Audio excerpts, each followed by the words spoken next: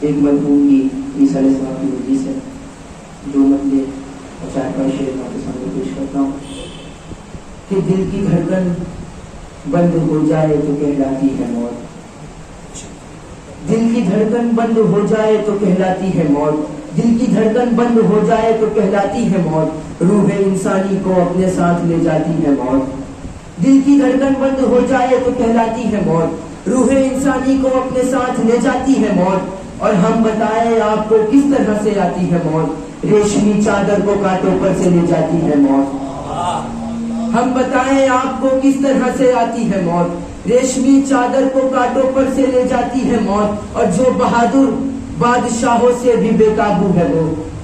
انشاءاللہ ایک منزل تک لے چلوں کہ موت کا فائدہ کیا ہے. دل کی دھڑکن بند ہو جائے تو کہلاتی ہے موت، روح انسانی کو اپنے ساتھ لے جاتی ہے موت، ہم بتائیں آپ کو کس طرح سے آتی ہے موت، ریشمی چادر کو کانٹوں پر سے لے جاتی ہے موت، اور زندگی کہتی ہے حیدر کی طرح زندہ رہو، مر بھی تو شبیر جیسے سب کو سمجھاتی ہے موت. زندگی کہتی ہے حیدر کی طرح زندہ رہو، زندگی کہتی ہے حیدر کی طرح زندہ رہو، مر بھی تو شبیر جیسے سب کو سمجھاتی ہے موت، اور جو بہادر بادشاہوں سے بھی بے قابو ہے وہ، جو بہادر بادشاہوں سے بھی بے قابو ہے وہ، فاطمہ زہرا کے گھرانے سے گھبراتی ہے موت، جو بہادر بادشاہوں سے بھی بے قابو ہے وہ، فاطمہ زہرا کے گھرانے سے گھبراتی ہے موت. اور موت کا فائدہ دیکھیے کہ عمر بھر جس سے ملنے کے لیے بےتاب تھے، عمر بھر جن سے ملنے کے لیے بےتاب تھے، پنجتن سے قبر میں لے جا کے ملواتی ہے موت. عمر بھر جس سے ملنے کے لیے بےتاب تھے، عمر بھر جس سے ملنے کے لیے بےتاب تھے، پنجتن سے قبر میں لے جا کے ملواتی ہے موت.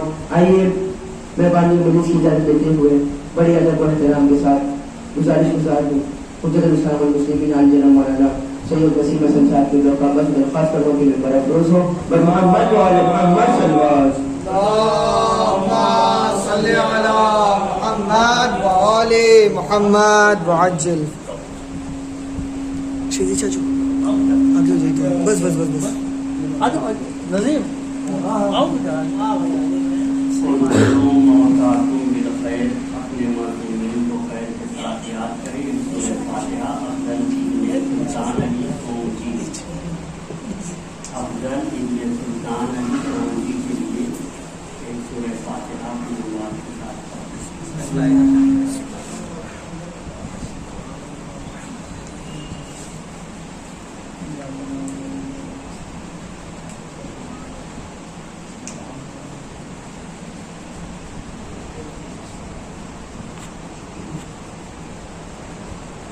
لا حول ولا قوة إلا بالله العلي العظيم.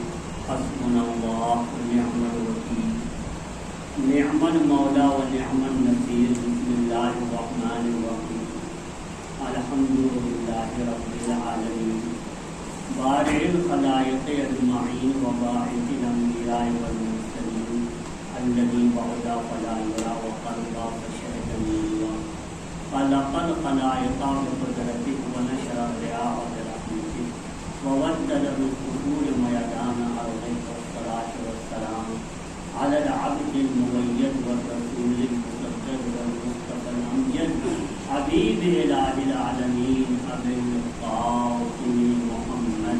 اللهم صل على محمد وآل محمد وعلى أهل بيته الطيبين الطاهرين المعصومين، واللعنة الدائمة الباقية على أعدائهم ومنكري فضائلهم وغاسلي حقوقهم وناصبي شريعتهم من الآن إلى قيام يوم الدين. أما بعد، فقد قال الله تبارك وتعالى: بسم الله الرحمن الرحيم. ولو شاء ربك لجعل الناس أمة واحدة ولا يزالون مختلفين.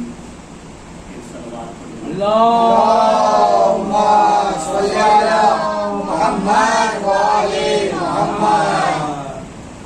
مجلس تحقیق ہے، اور یہ مجلسوں میں بتایا جاتا ہے کہ ہمارے یہاں मरने वाले का ताल्लुक और राबता मरने के बाद भी जिंदों से रहता है। ये राबता अगरचे ज़ाहिरी तौर पर नज़र नहीं आता। आज दुनिया बहुत तरक्की कर गई है, हर तरह के इर्तिबात और ताल्लुक़ को कायम करने के ज़रिए फराहम है, और जो चीज़ सालों में होती है वो एक साल में उस चीज़ को हल कर लिया जाता है। जो चीज़ साल में होती है उसको महीने में हल कर लिया जाता है। महीने वाली चीज़ हफ्ते में, हफ्ते वाली चीज़ घंटे में, जो चीज़ घंटे में हो सकती है वो मिनटों और सेकंडों में हो जाती है। इतने सब इर्तिबातात, मुवासलात और रवाबित हैं, और इस कदर दुनिया छोटी हो गई है कि ताल्लुकात कायम करने में, इर्तिबात और राबता करने में ज़्यादा वक्त नहीं लगता। लेकिन इतनी तरक्की के बाद भी ये नहीं मालूम कि इंसान मरने के बाद उसका क्या होता है, कब्र में उस पर क्या गुजरती है। ये सारे ताल्लुकात, इर्तिबात काम नहीं आते। और जो चीज़ काफ़ी वक्त लेती है वो चीज़ हमारे यहाँ लम्हों और लम्हे का भी कई हज़ार हिस्से किए जाएं, उससे कमतर में सवाब मैयत तक पहुँच जाता है और राबता मैयत से हो जाता है। जी, अगरचे रिवायतों में मिलता है और है भी, हकीकत भी यही है कि एक दौर ऐसा दौर आएगा कि यरा व यस्मअ मन फिल मशरिक़ मन फिल मग़रिब। जो मशरिक़ में होगा वो बाकायदा मग़रिब में रहने वाले को देखेगा भी और उनकी बातें सुनेगा। और इमाम ज़माना जल्लल्लाहु ताला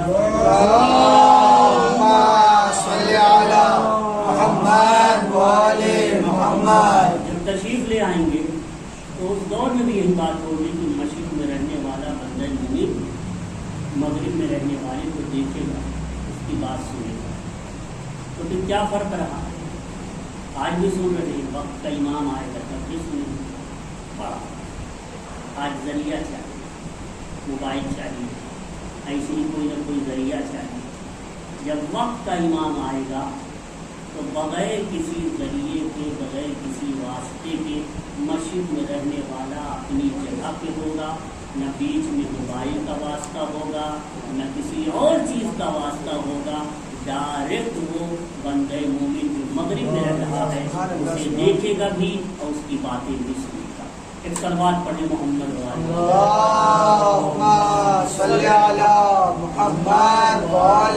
मोहम्मद। ये आयत करीमा जो आपके खिदमत में मैंने पेश की है, ये सूरह हूद की आयत। सूरह हूद में इरशाद होता है वलौ शाअ रब्बुका लजअलन नास उम्मतन वाहिदा। अगर खुदावंद आलम चाहता तो पूरी दुनिया के लोगों को एक मसलक का बना दे, एक राय पे रखे और सब के सब एक चीज़ पे इज्तिमा करें। लेकिन खुदा ने इसमें कोई दखल नहीं किया, कोई मुदाखलत नहीं की। कहा मैं इंसानों को पैदा करूँगा, उसे अक्ल दूँगा, उसे शहवत भी दूँगा, फिर उसे इख्तियार दूँगा। जिस रास्ते को अपनाना चाहे अपनाए। ला यज़ालून मुख्तलिफीन, यही वजह है कि इनमें इख्तिलाफात बहुत ज़्यादा थे और ये इख्तिलाफात मुसलसल चले आ रहे हैं और क़यामत तक रहे। लेकिन इरशाद होता है इसके बाद इल्ला मन रहिमा रब्बुका, मगर इख्तिलाफ उनमें नहीं होगा जिन पर तुम्हारे परवरदिगार आलम ने रहमत नाज़िल फरमाई। ان میں اختلاف نہیں. اس کے بعد فرماتا ہے وَلِذَٰلِكَ خَلَقَهُ، اسی رحم کرنے کے لیے، مہربانی کرنے کے لیے، رحمت نازل کرنے کے لیے ہی انسانوں کو پیدا کیا.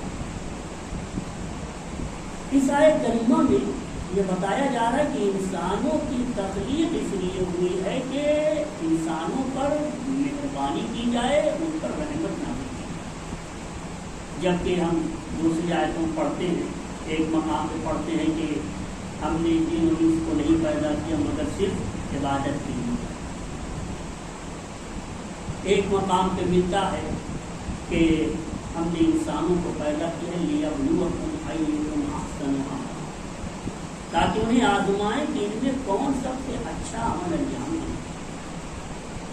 مگر اس آیت کریمہ میں یہ فرما رہا ہے کہ انسانوں کو پیدا کیا ہے اس پر رحمت نازل کرنے کے لیے. در حقیقت عبادت بھی رحمت کی طرف لے جاتی ہے. آزمائش پہ اگر اتر جائے تو وہ بھی رحمت الہی کی طرف لے جاتی ہے. تو چاہے خلقت کا مقصد آزمائش ہو، اگر آزمائش میں کامیاب ہو گئے تو مقصد رحمت الہی کا حقدار ہو جانا ہے. اور اگر اللہ کی عبادت ویسی کی جیسی عبادت وہ چاہتا ہے تو یقیناً رحمت الہی کا انسان مستحق ہے. سورہ ہود کی آیت کریمہ، اس سورہ کے بارے میں امام محمد باقر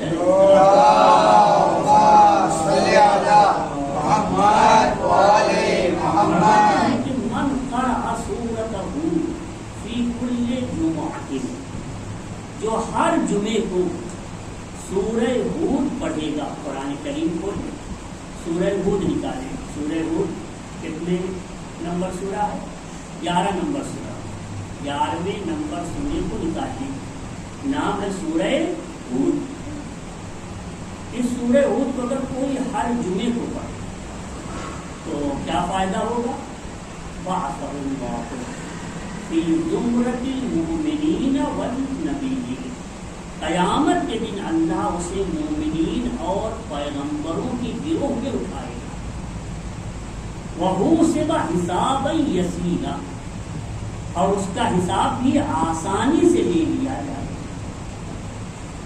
آسانی سے اس کا حساب کتاب کر لیا جائے. بہرحال اس سورہ کو پڑھنا چاہیے، اس کی تلاوت کرنی چاہیے. رحمت الہی کا حقدار بننا ہے تو مولائے کائنات علی بن ابی طالب اللہم صلی علی محمد وآل محمد فرماتے ہیں کہ چند چیزیں اپنے اندر لے آؤ، تم رحمت الہی کے حقدار ہو جاؤ. چند چیزیں اپنے اندر لے آؤ.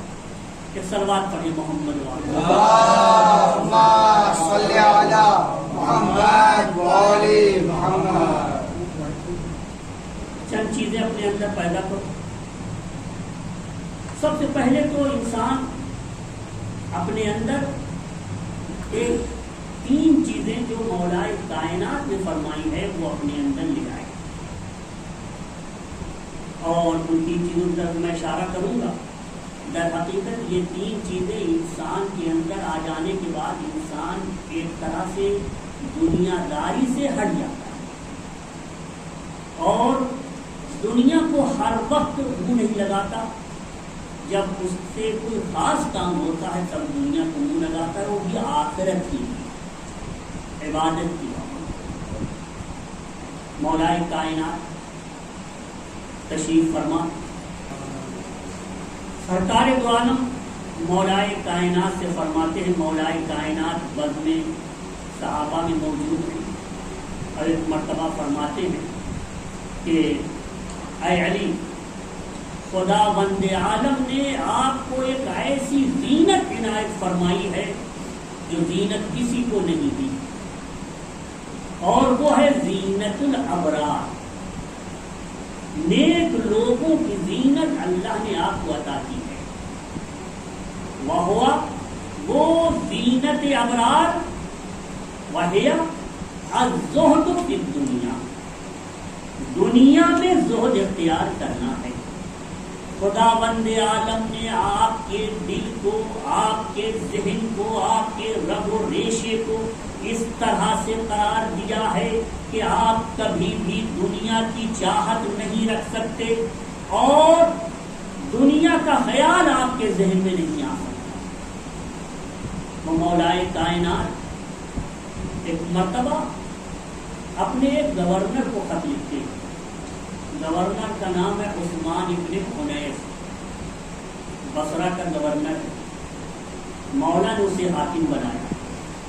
खत कब लिखा?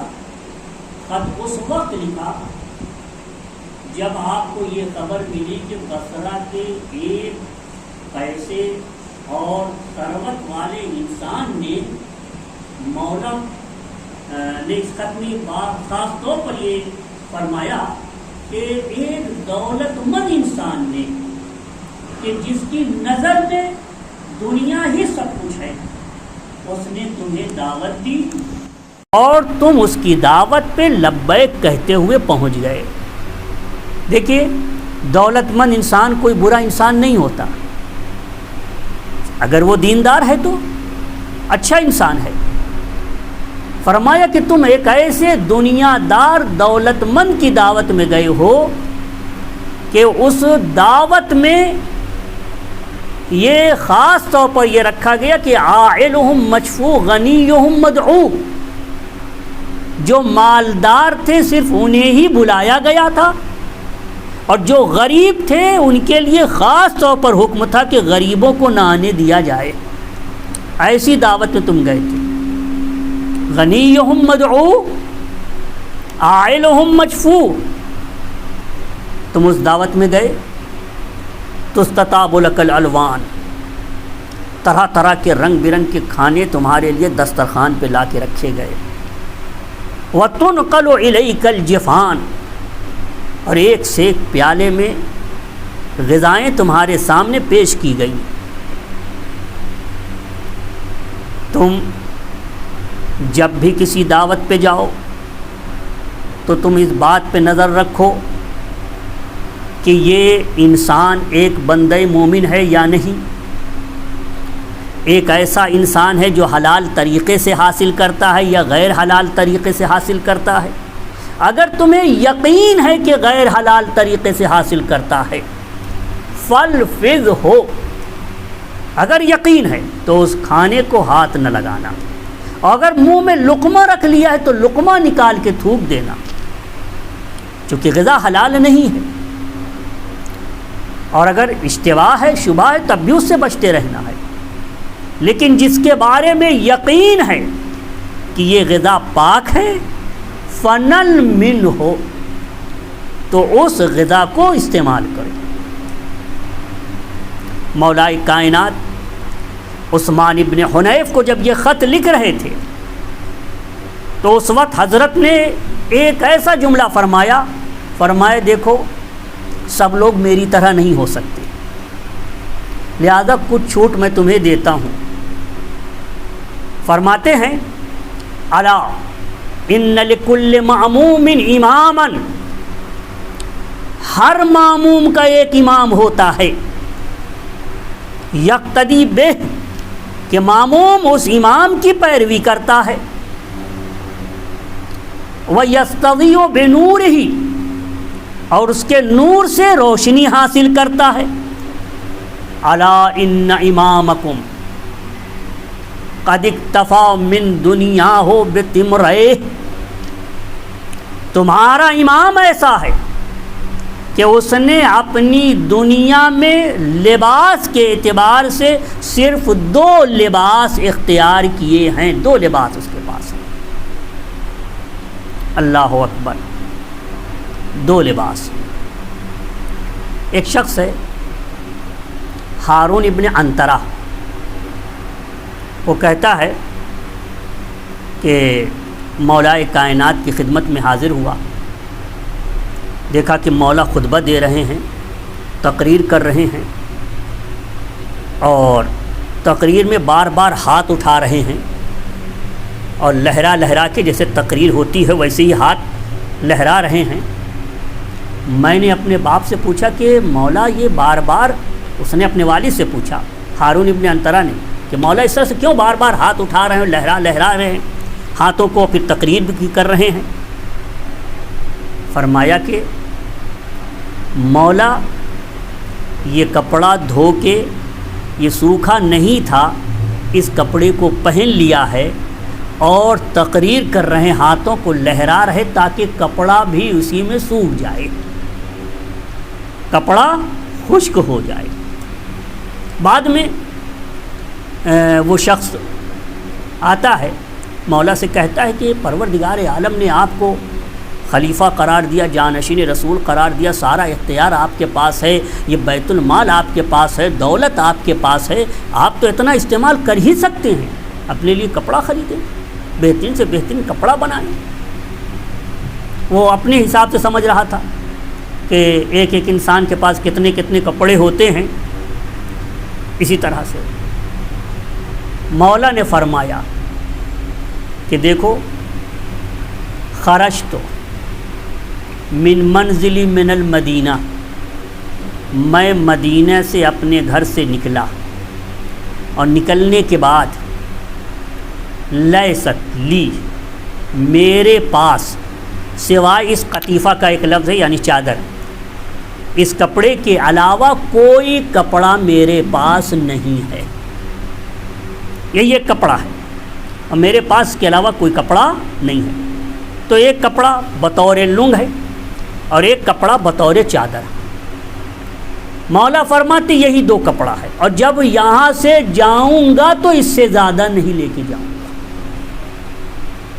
ہاں جی, فرماتے ہیں کہ بتمرے و من طعمہ بقرصہ, اور غذا کے اعتبار سے دو روٹی, جو نہایت روٹی بھی آپ مولا کی روٹی کے سلسلے میں سنتے ہیں کہ اس روٹی کو آپ کپڑے میں باندھ لیا کرتے تھے, اس پہ مہر لگا دیتے تھے, یعنی اس طرح سے کر دیتے تھے کہ کوئی اس میں کچھ رکھ نہ سکے. معلوم ہوا کہ کوئی ایسی چیز رکھ دی جائے جس سے روٹی نرم ہو جائے, اور کوئی الگ سے کچھ غذا رکھ دی جائے, اس طرح سے نہیں. آپ دو روٹی رکھتے تھے اور وہی آپ کی 24 گھنٹے کی غذا ہوتی تھی.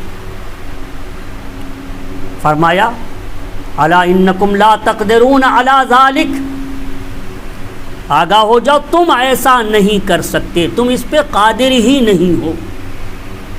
لہذا قادر نہیں ہو تو تم کھاؤ, ایک سے ایک چیز کھاؤ, دسترخوان پہ حلوہ کھاؤ, ایک سے ایک پکوڑی کھاؤ, گوشت کھاؤ, مرغ کھاؤ, بریانی کھاؤ, جو بھی دل چاہے کھاؤ. ہاں تمہارے لیے چونکہ تم پابندی نہیں کر سکتے جیسی پابندی میں کر سکتا ہوں, لیکن ولیکن اعینونی بورع واشتہا, لیکن تم میری مدد کرو ورع کے ذریعے, تقوی اختیار کرو, ظاہر و باطن میں اللہ سے ڈرتے رہو. اعینونی بورع واجتہاد, اور کوشش کرو اللہ کے اطاعت. وعفت وصداد, عفت کو اپناؤ, پاک دامنی کو اپناؤ اور پختگی کو اپناؤ. جو بات کہی ہے اس بات سے مکرو نہیں, اس بات سے ہٹو نہیں, جو بات کہی اس میں تردد اور شک نہ کرو. عزیزو, مولا اس قدر مہربان, لباس کے سلسلے میں کہا کوئی پابندی نہیں, تم اپنا لباس رکھو, 10 جوڑے رکھو, 100 جوڑے رکھو, جتنا چاہے رکھو اس کے لیے, بس تم تقوی کو نہ ہاتھ سے چھوڑنا, عفت کو ہاتھ سے نہ جانے دینا, پاک دامنی کو ہاتھ سے نہ جانے دینا. ایک صلوات پڑھیں محمد والے.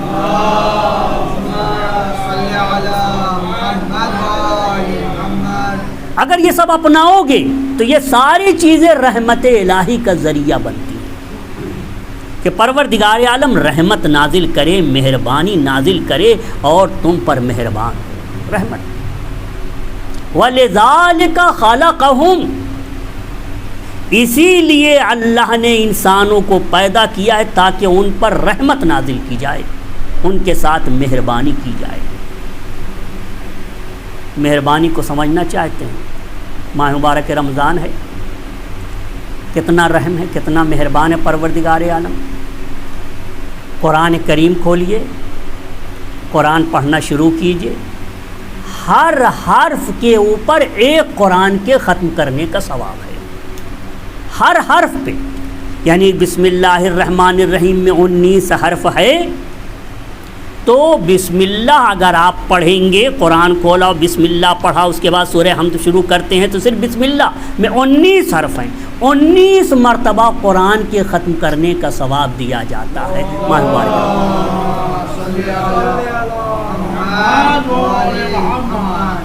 بہت ہی مہربان ہے پروردگار عالم، نہایت رحیم و کریم ہے پروردگار عالم، اس کی رحمت بے تحاشا ہے۔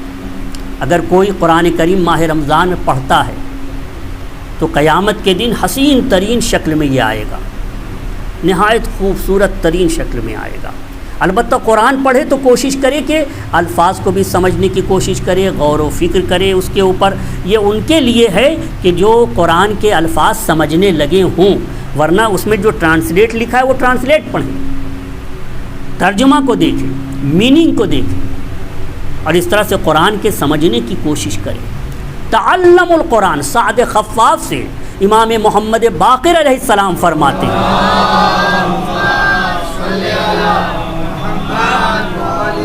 تعلم القرآن، قرآن سیکھو، ضرور سیکھو، قرآن کی تجوید سیکھو، اس کے مخارج کو سیکھو، اس کے احکام کو سیکھو، اس کی تعلیم کو سیکھو، قراءت سیکھو، تلاوت سیکھو، قرآن کو سیکھو۔ اس لیے یہ قرآن قیامت کے دن ایک حسین ترین شکل و صورت میں آئے گا،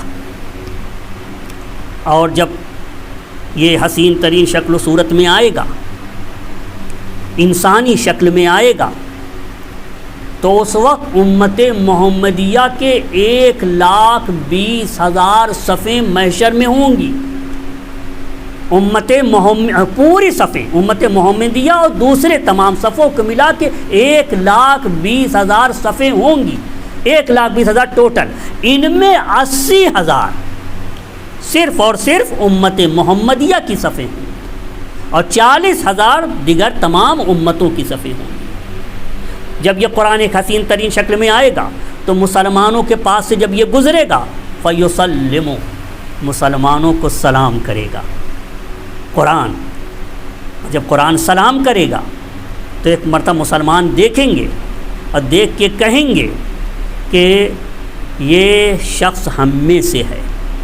وہ نہیں جانتے کہ یہ قرآن ہے جو انسانی شکل میں آیا ہے، یہ مسلمان ہے، نعرفہ بنعتہ، اس کے اندر جو صفات ہیں وہ مسلمانوں کے صفات ہیں، غیر انہ اشد اجتہادا، مگر اس نے دین پر زیادہ عمل کیا ہے بنسبت ہمارے، اس نے واقعاً اسلام کے حق کو ادا کیا ہے، جو اسلام کا حق اس نے پورا کیا ہے۔ وَلِذَلِكَ، یہی وجہ من ہونا، یہی وجہ ہے کہ جیسا نور، جیسی رونق، جیسا جمال اسے عطا کیا گیا ہے، ویسا جمال ہمیں عطا نہیں کیا گیا، حالانکہ ہم بھی مسلم ہیں اور یہ بھی مسلم ہے۔ ایک صلوات پڑھیں محمد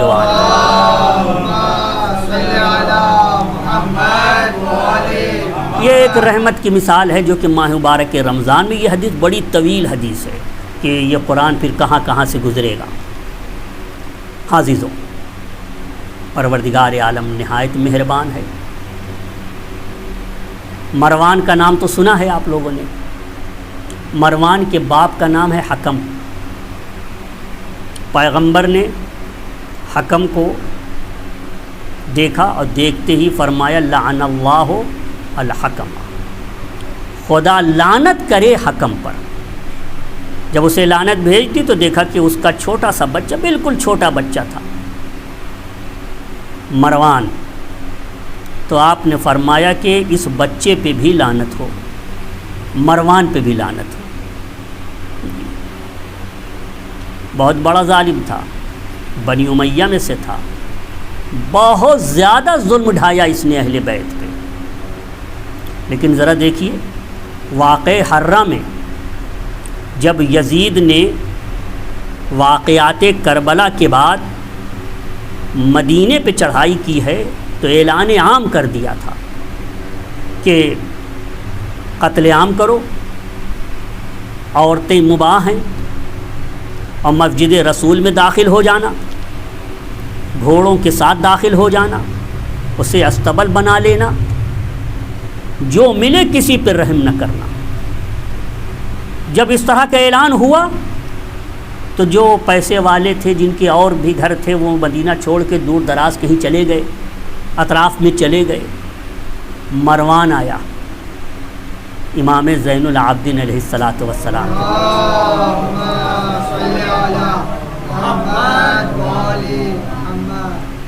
اس نے کہا کہ مولا میرے پاس کوئی جگہ نہیں ہے، اور یزید کا لشکر آ رہا ہے، وہ ہم سب کو تباہ کر دے گا، مار ڈالے گا، قتل کر دے گا۔ مولا اسے مدینے کے باہر، خود مولا کا ایک گھر تھا، وہاں لے کے گئے، اور اس کے بعد اس جگہ پہ ٹھہرایا، چابی دی گھر کی، اور بھی اس کے لیے پذیرائی کی، اور فرمائے کہ کوئی پریشانی، کوئی چیز بھی ہو تو ہمیں بتانا۔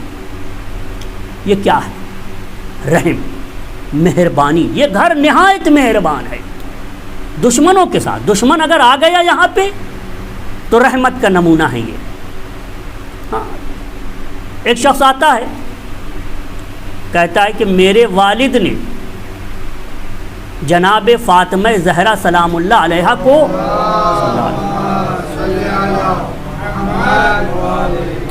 برا بھلا کہا ہے، اگر آپ اجازت دیں تو میں اپنے باپ کو قتل کر دوں، کیونکہ شریعت اسلام میں اس بات کی اجازت ہے کہ اگر حکومت اسلامی ہے اور کوئی مشکل نہ ہو تو حاکم شرع کی اجازت سے اگر گھر کا کوئی فرد محمد و آل محمد کے خلاف، خاص طور پر جناب زہرا کے خلاف اگر گالی دے تو حکومت اسلامی کی اجازت، یعنی حاکم شرع کی اجازت سے قتل کر سکتا ہے، اگر آپ اجازت دیں۔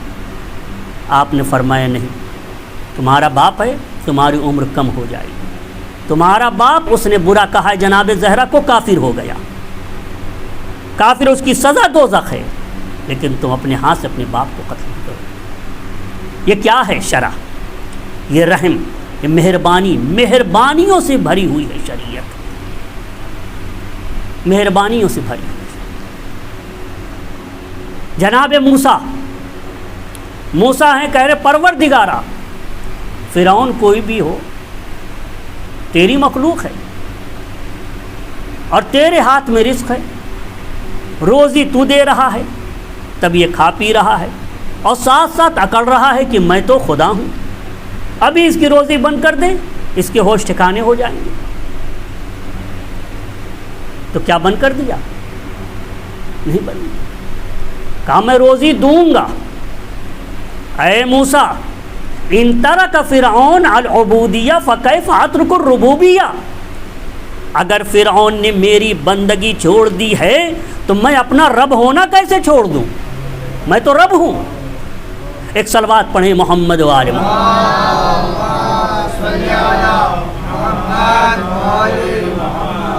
یہ شریعت رحمت ہے، شریعت مہربانی کرنا اور رحم کرنا بتاتے ہیں۔ مجلس ترحیم ہے۔ جناب داؤد کے زمانے میں ایک شخص کا انتقال ہو گیا، جناب داؤد کو بلایا گیا کہ آئیے نماز جنازہ پڑھ دیں۔ اس زمانے میں نماز جنازہ اس طرح سے نماز نہیں تھی، لیکن جنازہ کی نماز پڑھی جاتی تھی، یعنی دعا کی جاتی تھی۔ تو انہوں نے کہا میں نہیں جاؤں گا، ایسا انسان تھا، ویسا انسان تھا، میں نہیں جاؤں گا۔ لوگوں نے دفن کر دیا۔ وہی ہوئی، اے داؤد کیوں نہیں گئے؟ 40 مومنین گئے ہیں اور سب نے یہ گواہی دی ہے کہ ہماری نظر میں جو ہم نے اسے دیکھا یہ اچھا انسان تھا۔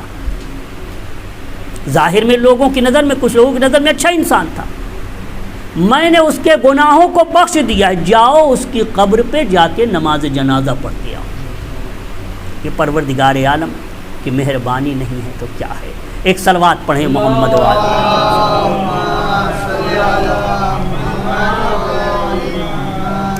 جب یہ آیت کریمہ نازل ہوتی ہے، ایک شخص ابو عبیدہ حذا امام معصوم کی خدمت میں آتا ہے، عرض کرتا ہے میرے آقا اس آیت کی تفسیر آپ بیان فرمائیں کہ لو شاء ربک لجعل الناس امۃ واحدۃ ولا یزالون مختلفین الا من رحم ربک ولذلک خلقہم، کہ تمہارا رب اگر چاہتا تو دنیا کے سارے لوگ ایک مسلک پہ ہوتے، ایک جگہ اکٹھے ہوتے، مگر ایسا ہوا نہیں۔ لوگوں میں مسلسل اختلاف تھا اور اختلاف رہے گا، مگر یہ کہ تمہارا رب جس پر چاہے اپنی رحمت نازل کرے، اور اس نے رحمت نازل کرنے کے لیے ہی پیدا کیا ہے۔ تو ایک مرتبہ امام معصوم نے فرمایا کہ وہ لوگ جن پر اللہ رحمت نازل کرتا ہے اور جنہیں رحمت نازل کرنے کے لیے پیدا ہی کیا ہے، اس لیے پیدا کیا گیا ہے کہ ان پہ رحمت نازل کرے، ہم شیعتنا، وہ ہمارے شیعہ ہیں، ہمارے دامن سے متمسک ہیں، ہماری باتیں سنتے ہیں، ہماری باتوں پہ عمل کرتے ہیں۔ مولائے کائنات فرماتے ہیں کہ دیکھو بالکل ہماری طرح تو نہیں ہو سکتے، جیسی نماز میں پڑھتا ہوں اور جو حالت میری ہوتی ہے وہ حالت تمہارے اندر ہو، یہ تو نہیں ہو سکتا، لیکن نماز ہم سے لینا ہے۔ روزہ ہم بھی رکھتے ہیں مگر ہماری کیفیت جو ہوتی وہ تمہاری نہیں ہو سکتی، مگر روزہ ہمارے یہاں سے لینا ہے، فقہ اہل بیت سے لینا ہے۔ فرماتے ہیں اعینونی بورع واجتہاد، میری مدد کرو تقوی سے اور اجتہاد سے، کوشش و زحمتوں سے، وعفت وصداع، عفت سے، پاک دامنی سے اور پختگی کے ساتھ، جو کہو اس پہ ڈٹے رہو، جو عمل کرو وہ عمل پختہ ہو۔ ہاں عزیزو، یہ شب اور اس طرح کی جو شبیں آ رہی ہیں، ان کا تعلق خاص طور پر اگر آپ دیکھیں گے تو چند ہستیوں سے ہے۔ آج کی شب جناب خدیجہ سے بھی اس کا ایک تعلق ہے، کل جناب خدیجہ کی وفات کا دن ہے، آج شب وفات ہے۔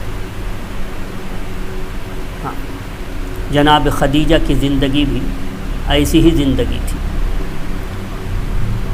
وہ بھی مولائے کائنات کے طریقے کو اپنایا، سیرت کو اپنایا۔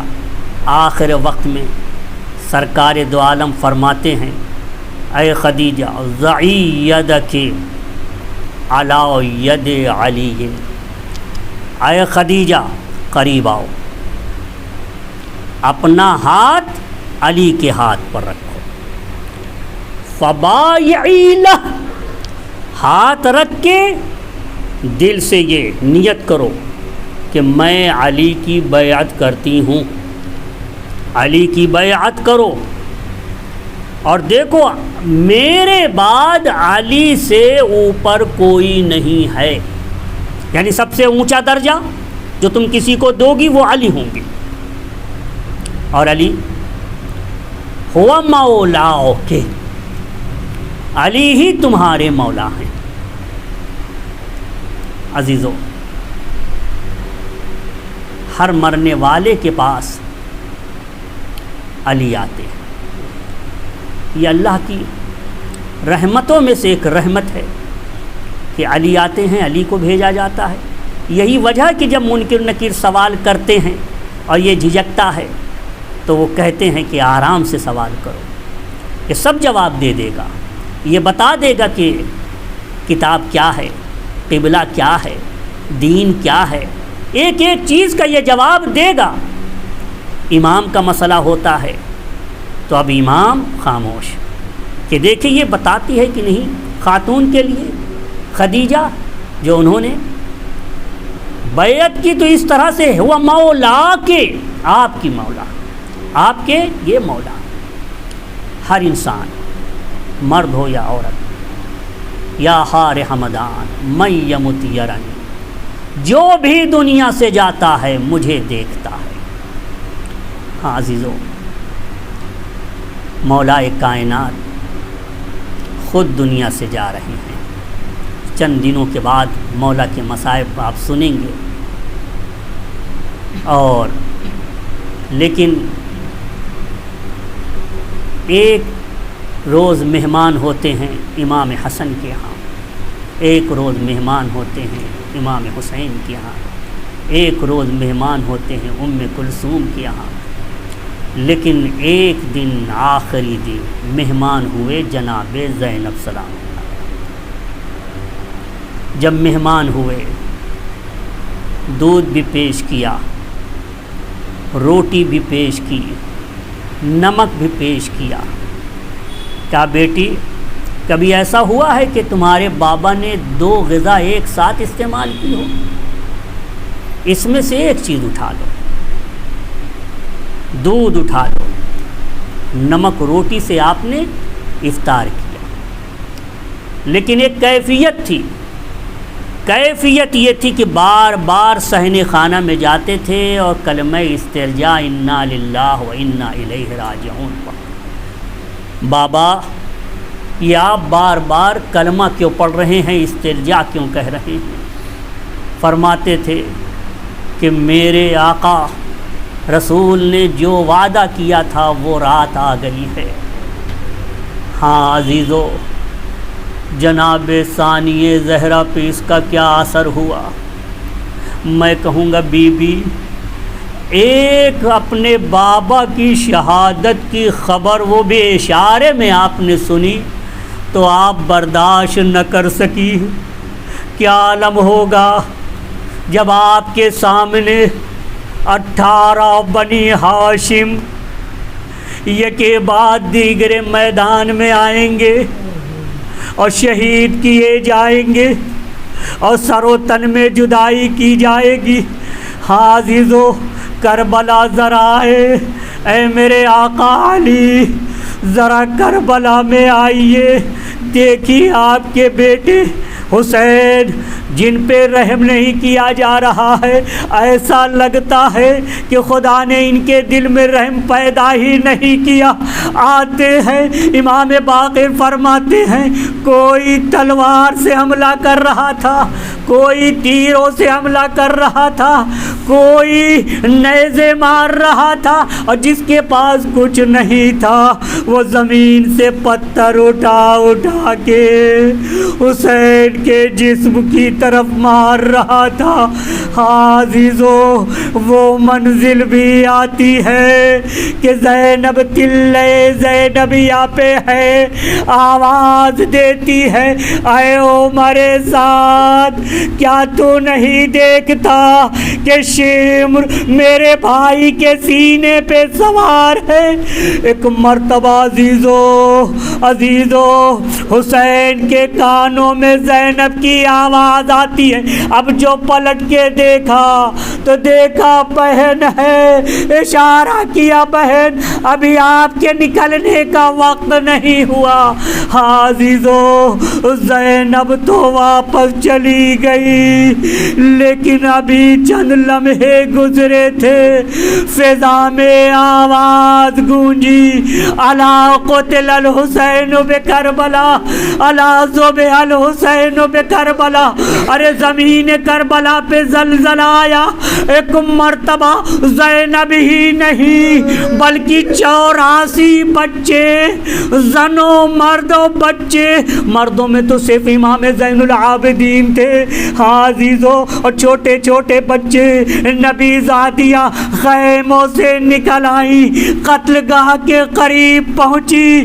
ایک مرتبہ نبی زادیاں رک گئی، بچے رک گئے، لیکن زینب آگے بڑھتی جا رہی ہے۔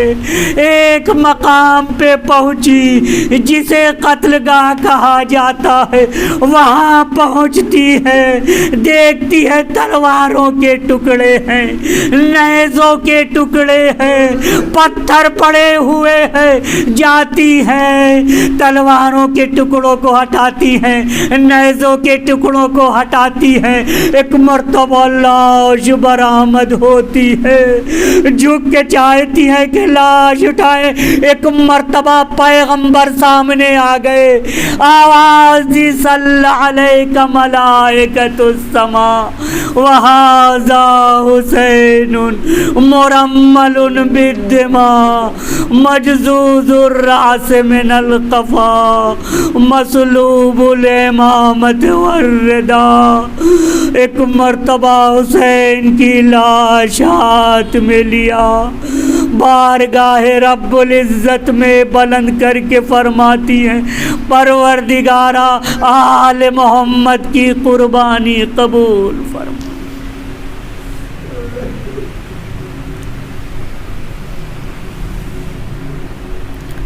پروردگارا اس عبادت کو قبول فرما۔